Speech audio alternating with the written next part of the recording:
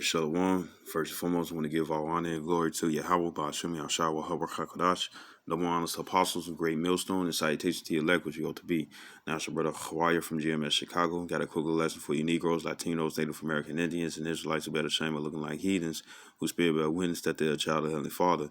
In the name of the Heavenly Father is Yahweh, who the world English calls Jehovah God. In the name of the Heavenly Son is Yahweh Shai, who the world English calls Jesus Christ, or Jesus Christos, or Yeshua, Yeshua, Yahweh. And pretty much, I did sit down earlier saying you better correct yourself before it's too late. You know what I'm saying? Going into the word intercession. Starting off with Jeremiah 7:16, where the Lord was telling Jeremiah to not make any intercession for the people because he would not hear them. He won't hear thee. You know what I'm saying? So even if a prophet would be higher than a regular Israelite or king or princess or whatnot and stuff. The thing is that the prophets was considered as mediators. You know what I'm saying? We acted as mediators, even though we're not the mediator like Yahweh Shai. And they wanted, you had other Israelites and stuff that they want to hear what Jeremiah had to say. They wanted to kill Jeremiah and whatnot and stuff. You know what I'm saying? And Jeremiah put a curse upon them. You know what I'm saying? And the Lord also put a curse upon them. You know what I'm saying? And I believe it's the I think it's the 16th or the 18th chapter. But with that being said and stuff, you know what I'm saying? Even if Jeremiah wanted to pray, guess what? The Lord wasn't going to listen to his prayer because he didn't want to bless the other Israelites that was coming up against him and also ultimately coming against Yahweh Ba'ashem Yahushua. Because when you come against the prophets, you come against Yahweh Ba'ashem Yahushua. That's who you actually making war with. Because whatever that man is doing and stuff and is doing is righteousness according to the Lord, or you find some type of way where you can get over or think you got a stain or got you a little come up and stuff, you know what I'm saying, and you mistreat and misusing a man of the Lord, what's going to happen is that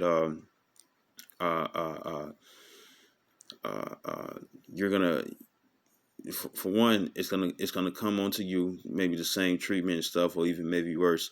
You know what I'm saying? But if that man of the Lord try to pray for you and whatnot and stuff, the Lord is not gonna hear it.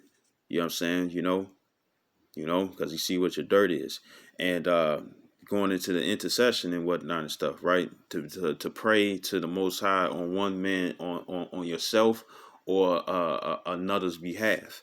You know what I'm saying? So when people be like, man, pray for me and whatnot and stuff, you better hope that you're in good terms when it come down to Yahweh Ba'ashem Yahushua. Because if you're not, what's gonna happen is that the Lord might hear the prayer, and be like, nah, I'm not finna do this. You know what I'm saying? I'm not finna protect this person. You know what I'm saying? I'm not finna help this person. I'm not finna do this and do that and stuff. You know what I'm saying? Because they're wicked, and they do wicked things. You know what I'm saying? Right? So I want to get an example and stuff of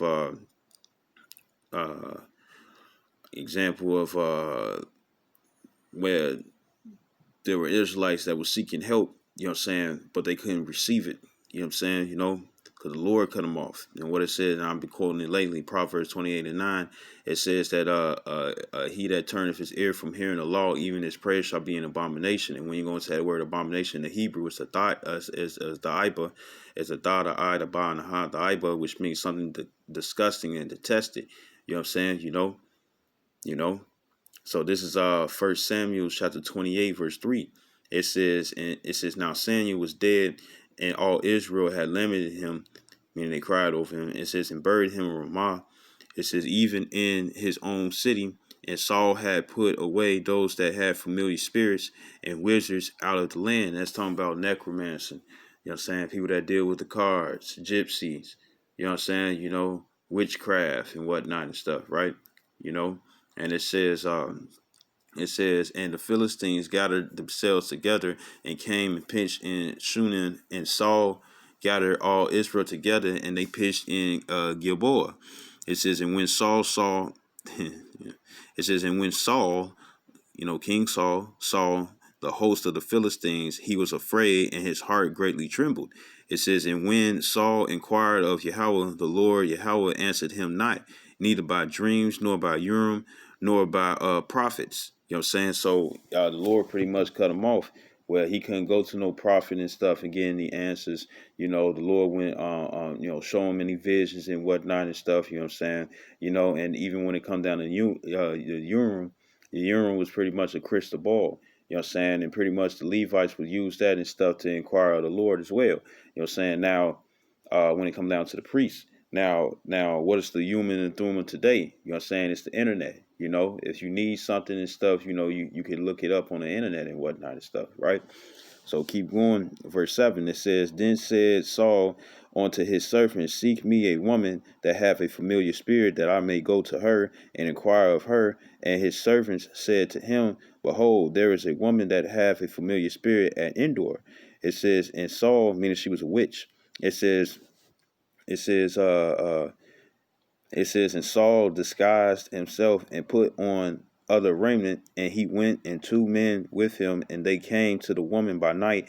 And he said, I pray thee, divine unto me by the familiar spirit, and bring me him up, whom I shall name unto thee. And the woman said unto him, Behold, thou knowest what Saul have done, how he have cut off those that have familiar spirits, and the wizards out of the land. Therefore then layest thou a snare for my life to cause me to die? Because he had banned them. You know what I'm saying? It says, verse 10, it says, And Saul swore to her by the Lord, saying, As the Lord liveth, there shall no punishment happen to thee for this thing.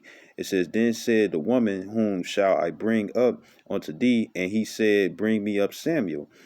It says, verse 12, And when the woman saw Samuel, she cried with a loud voice, and the woman spake to Saul, saying, Why hast thou deceived me, for thou art Saul? And the king said unto her, Be not afraid, for what sawest thou? And the woman said unto Saul, I saw gods ascending out of the earth. Because out of the earth, meaning, they dying and stuff, and they come into the spirit realm. Verse 13. No, 14. It says, And he said unto her, What form is he of? And she said, An old man cometh up, and he is covered with a mantle. And Saul perceived that it was Samuel, and he stooped with his face to the ground and bowed himself. Right? Verse 15. It says, and bear with me. It says, And Samuel said to Saul, Why hast thou disquieted me to bring me up? Because his spirit was called back to the earth when he was in heaven. You know what I'm saying? Living it up with the Lord. You know what I'm saying? In the spiritual realm. You know what I'm saying? Why you bothering me? It says, And Saul answered, I am sore distressed, for the Philistines made war against me, and the Most High is departed from me, and answers me no more, neither by prophets nor by dreams. Therefore I have called thee, that thou mayest make known unto me what I shall do. So the Lord cut him off. You know what I'm saying? Because remember, King Saul, he was supposed to go into the land of the Amalekites. You know what I'm saying? He was supposed to kill all the Amalekites, meaning all the Edomites and stuff in that land. You know what I'm saying? Even their animals. You know what I'm saying? But King Saul had feared the people. He had feared the people and stuff, you know what I'm saying, instead of fearing the Lord. And what he did was that he saved the sheep and the oxen and stuff so they can use them as sacrifices. And he also kept King Agag alive. And the Lord didn't want him to do that. And once he did that and stuff, he cut King Saul off. And that's the thing. You never know. That's why the fear of the Lord is very, very important. You know what I'm saying? It's because of this. You never know when your last straw is. And King Saul's last straw was there. And he actually asked Samuel while he was still alive to pray for him. And Samuel was like, I can't do that. You know what I'm saying? Because it's not finna do anything. He asked Samuel, because Samuel was a prophet, to make intercession for him and stuff. And Samuel was like, no, because more than likely the Lord was like, no, because he disobeyed, you know, you know. And it says, verse 16, it says, Then said Samuel, Wherefore then dost thou ask of me, seeing the Lord is departed from thee and is become thy enemy? So it's like, what you think I'm going to be able to do? How you expect for me to make intercession when the Lord already cut you off? You know what I'm saying? It says, verse 17, it says, And the Lord had done to him as he spake by me, for the Lord had rent the kingdom out of thy hand and given it to thy neighbor, even to David. Verse 18, it says, Because thou obeyest not the voice of the Lord, nor executest his fierce wrath upon Amalek, and Amalek is the chief chief nation of the Edomites. It says, therefore have the Lord done this thing unto thee this day. It says, moreover, the Lord it says, moreover, the Lord will also deliver Israel with thee into the hand of the Philistines, and tomorrow shalt thou and thy sons be with me. The Lord also shall deliver the host of Israel into the hand of the Philistines. You know what I'm saying? Meaning having them get destroyed. And it says, verse 20, it says, then Saul fell straightway all along on the earth and was sore afraid because of the words of Samuel. And imagine that and stuff, that you go ask a prophet and whatnot and stuff, you know what I'm saying? Because first of all, he did it a wicked way and stuff. He acquired a familiar a woman that required of a woman, you know what I'm saying, to do that witchcraft and whatnot, just to conjure up Saul, like how they do with the Ouija board. That's the left hand side of doing things and stuff, you know what I'm saying? Or praying to idols, or you know,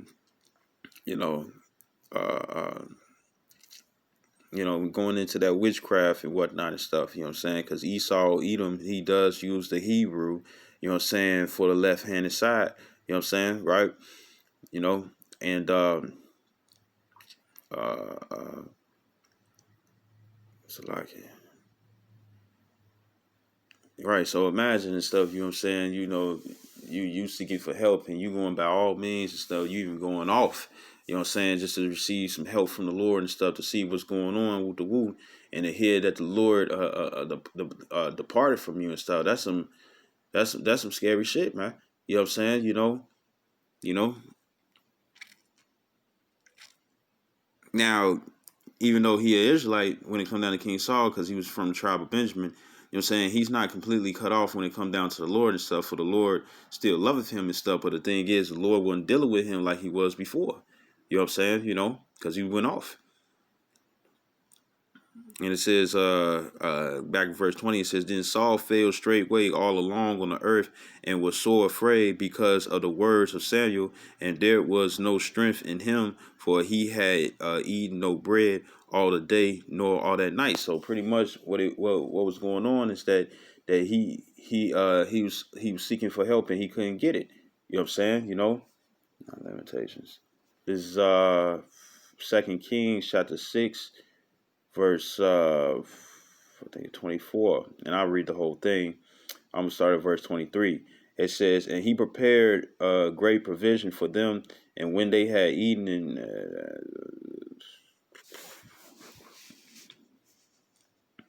verse 24, it says, and it came to pass after this that Ben-Hadad, king of Syria, gathered all his hosts and went up and besieged Samaria.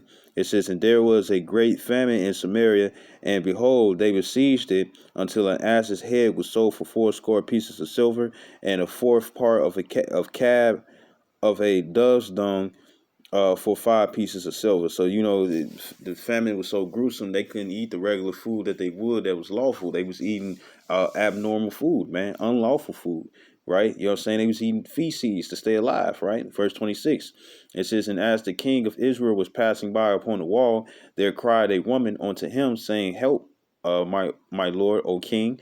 It says, and he said, if the Lord do not help thee, when shall I help thee? Out of the barn floor or out of the winepress? It says, and the king said unto her, what aileth thee? Meaning, what's wrong? And she answered, this woman said unto me, give thy son that we may eat him today, and we will eat my son tomorrow. So we boiled my son and did eat him. And I said unto her on the next day, give thy son that we may eat him. And she and she had hid her son. And it came, verse 30, it says, and it came to pass when the king heard the words of the woman that he rent his clothes and passed by upon the wall, and the people looked, and behold, he had sackcloth within upon his flesh. It says, then he said, the Most High do so and more also to me, if the head of Elisha, the son of Shaphat, shall stand on him this day. So pretty much, you had that woman, she was in distress, You know what I'm saying? You know, and she looked towards the king to help her and stuff, and the king was like, "Well, if the Lord ain't helping you, what you think I'm going to be able to do?" Because remember, he was going through the famine as well. You know what I'm saying? You know, and it just shows that I mean, because they was going off anyways, bargaining to eat their own children and stuff. You know what I'm saying? Because that's not in the Levitical law. You're not supposed to eat human meat. You know what I'm saying? You're not supposed to eat human meat and whatnot and stuff, and it would be considered as unclean. And she was looking for intercession and stuff, and it couldn't have been made. You know, it couldn't have been made. You know what I'm saying? So just quick example and whatnot and stuff. Pretty much a part two to the first one that I gave. You know what I'm saying? The first sit down and stuff. You know what I'm saying? It's like, hey man, you better you better correct yourself now. You know what I'm saying? Before it's too late, because hey, uh, uh, uh like another brother can't do anything and stuff. You know what I'm saying? Now, if you doing right and whatnot and stuff, then of course you'll when the Lord, when one of us men of the Lord and stuff, we pray and whatnot and stuff. You know what I'm saying? And you ask us to pray for you and whatnot and stuff, and you doing right. You know what I'm saying? Of course, the Lord's gonna hear the prayer and bless us both. But if you ain't doing right, He's only gonna bless that one person. You know what I'm saying? So you got to really think upon it and stuff. Who you think that you actually trying to fuck over? Are you really think that you met getting over on somebody else, or are you really getting over on yourself? You know what I'm saying? So think about it. So I hope this video was edifying. I'd like to give all honor and glory to Yahweh, Ba'ashim, Yahshua, Harbor, Chakadash, double honors to apostles, great millstone, and salutations to the elect, which you hope to be. Shalom, wa ba ba ba.